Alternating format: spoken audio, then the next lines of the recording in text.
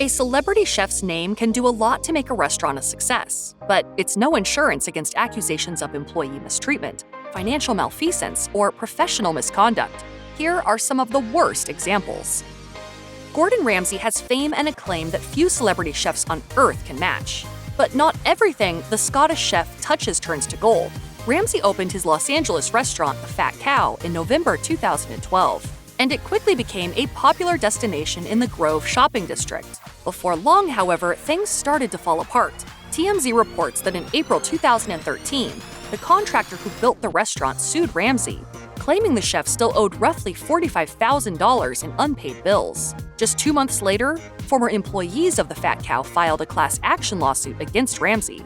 According to the Daily Mail, the employees alleged that their former boss failed to pay them minimum wage or overtime for hours they worked. They were also forced to work through their meal breaks and were not paid what they were owed at the time of their resignation or termination. The final blow came when a restaurant owner in Florida claimed legal ownership over the name Fat Cow.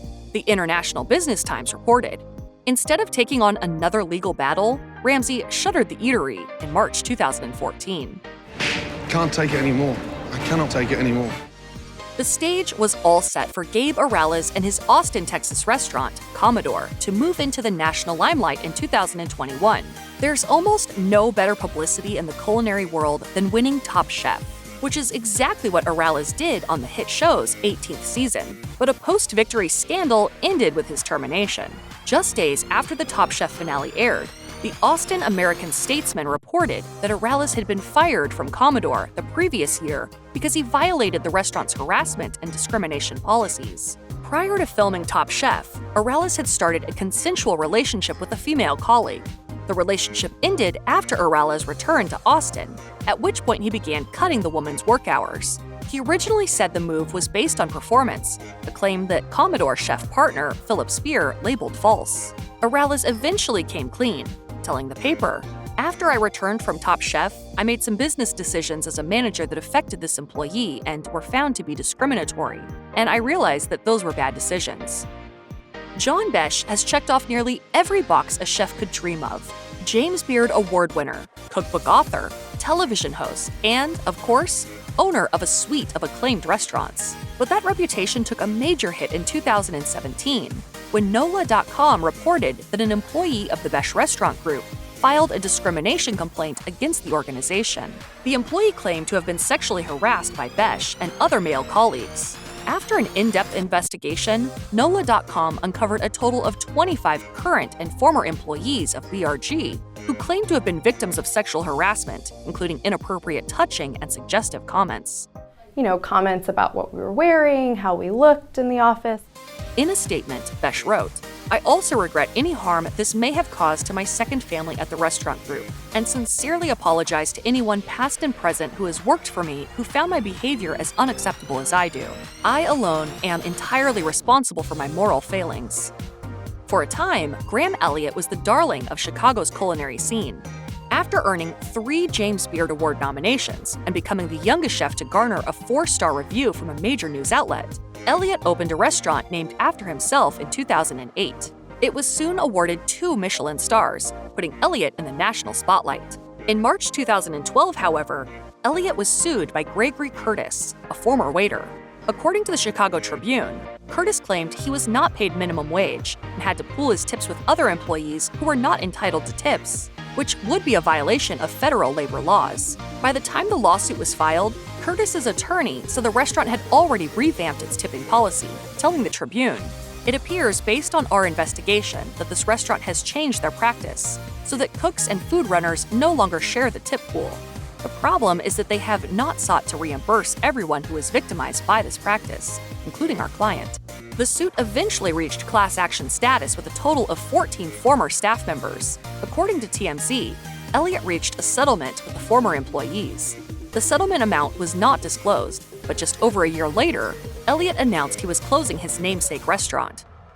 In May 2017, Food Network host Anne Burrell opened her first restaurant, Phil and Anne's Good Time Lounge, in Brooklyn's Cobble Hill neighborhood. The business was co-venture with local bar owner Phil Casaselli, but what started as a friendship between the co-owners quickly turned into a full-blown feud. The problems began almost immediately, according to Eater New York. The pair reportedly argued about nearly every aspect of the business, from the operating hours to the type of music to play. When Burrell started making changes independently, Cassicelli said he was ready to walk away. However, he claimed Burrell offered absurdly low buyout offers that he couldn't accept after pouring his life savings into the operation. In April 2018, Page 6 reported that Burrell shut the restaurant's doors, a move she made without informing Cassicelli. In a statement, one of Burrell's representatives said, "Unfortunately, she and Phil have had differences of opinion during their business relationship that made running a restaurant together impossible." There's no shame in getting a bad review, but what the New York Times had to say about Food Network star Guy Fieri and his Times Square restaurant, Guy's American Kitchen and Bar, was way beyond a bad review. In 2012, Times food critic Pete Wells dined at the establishment several times. To say he was not impressed would be the understatement of the century. In a review composed entirely of questions, Wells eviscerated every aspect of Guy's American Kitchen and Bar, from its food and drinks to its service. For example, Wells asked, "How did nachos, one of the hardest dishes in the American canon to mess up, turn out so deeply unlovable?" The review quickly went viral, with some calling it the most brutal restaurant review ever, according to the Daily Beast. Fieri defended his restaurant on the Today Show 2 days later. Is it perfect right now? No. Are we striving for it? Yeah. In the end, it wasn't enough. Guy's American Grill closed its doors in 2017. In June 2017, Iron Chef Kat Cora consulted on the opening of the Southern-themed restaurant Fatbird in New York City. Just a few months later, Cora found herself in a legal battle with the co-owner. According to Reuters, the celebrity chef had agreed to give her name, likeness, and recipes to the restaurant in exchange for a financial stake, but by October, she claimed to have not received any payments.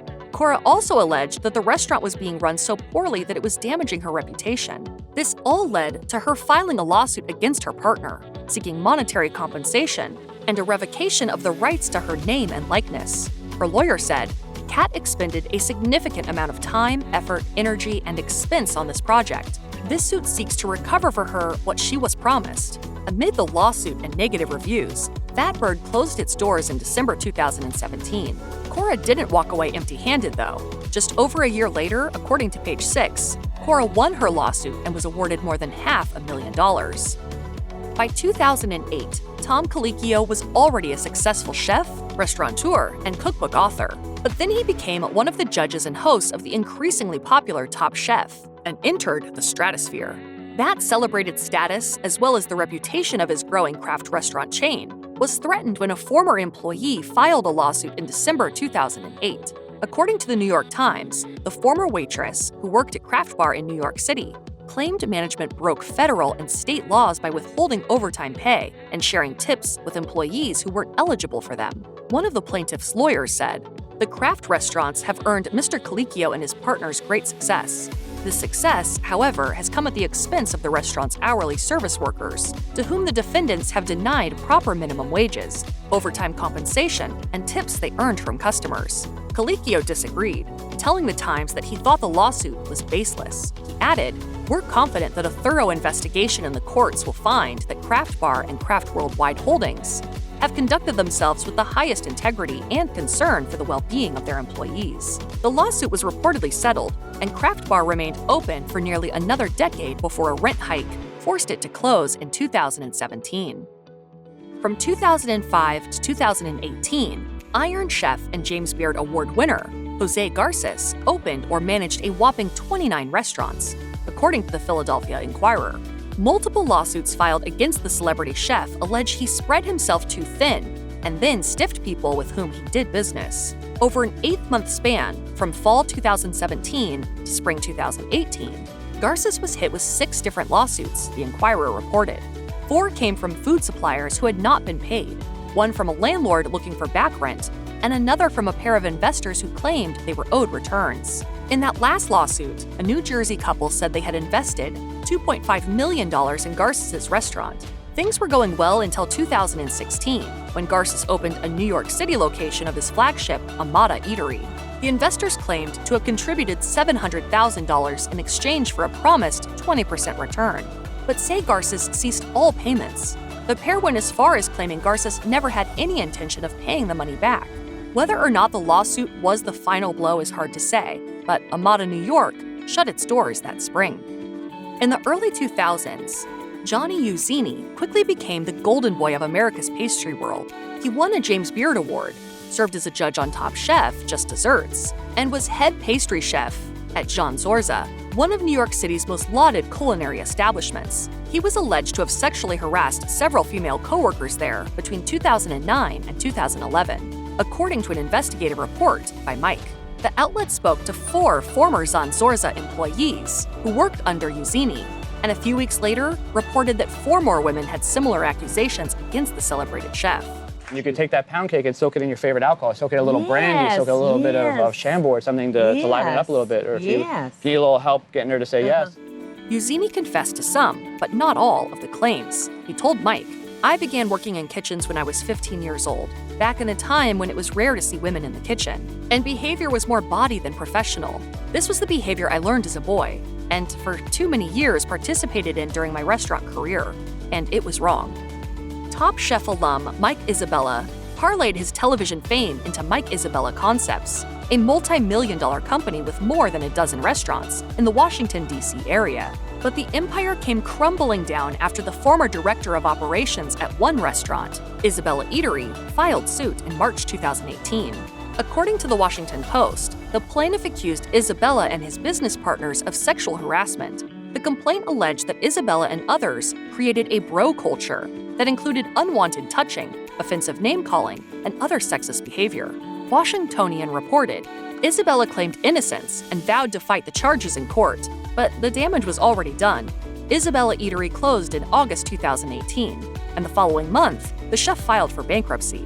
FSR magazine reported that later that year, he announced he was shutting down the company and nearly all of his restaurants. In the bankruptcy filing, Isabella laid the blame on the lawsuit and ensuing scandal, stating, "Under the present circumstances, I am facing the sad realization that I no longer believe that any restaurant associated with my name can recover from the negative press that has enveloped me for nearly the entirety of 2018. Few, if any, celebrity chefs have been harder hit by a scandal than Mario Batali. In December 2017, Eater New York published a scathing expose of Batali and his inappropriate behavior toward women that dated back to the 1990s. At the time, Batali co-owned roughly 24 restaurants as partner of the Batali and Bastianich Hospitality Group, including famed Michelin-starred eateries Del Posto and Babbo. Batali owned up to his inappropriate behavior and agreed to remove himself from the company's operations. In a statement to Eater New York, he said, "Although the identities of most of the individuals mentioned in these stories have not been revealed to me, much of the behavior described does, in fact, match up with ways I have acted. That behavior was wrong, and there are no excuses. I have work to do to try to regain the trust of those I have hurt and disappointed." Batali's informal departure from his restaurant empire became official just over a year later. In March 2019, he surrendered ownership of all his restaurants, agreeing to a buyout with the hospitality group that once bore his name, the New York Times reported. If you or anyone you know has been a victim of sexual assault, help is available. Visit the Rape, Abuse, and Incest National Network website or contact RAIN's National Helpline at 1-800-656-HOPE 4673.